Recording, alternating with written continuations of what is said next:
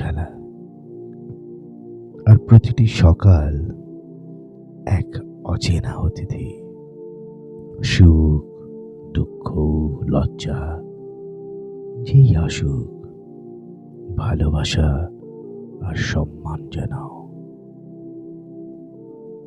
প্রেমিকদের দেখা করতে হয় না, তারা তো একে অপরের হৃদয়ের গভীরেই বসবাস করে।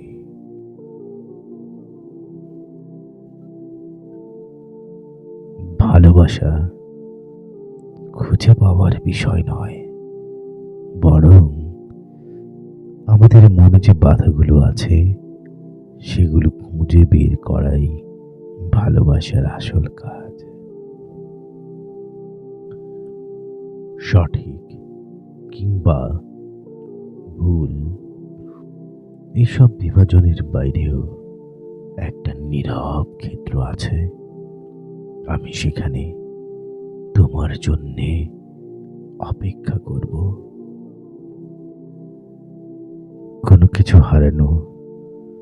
কিছু হারানো মানেই শেষ নয়।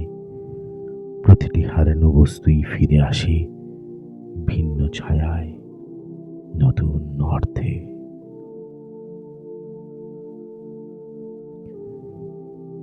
আমি বলেছিলাম, আমার হৃদয় তো ক্ষুদ্র, তাতে এত বেদনা জমা হয় কিভাবে?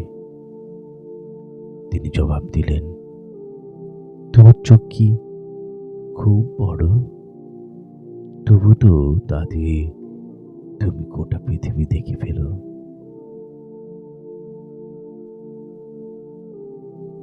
তোমার ভিতরে এক শিল্পী বাস করে, যাকে তুমি এখনো পুরোপুরি চিনতে পারোনি। যদি কখনো তাকে অনুভব করো, যদি শুরু থেকেই তাকে জানো, তবে দেরি না করে হ্যাঁ বলো।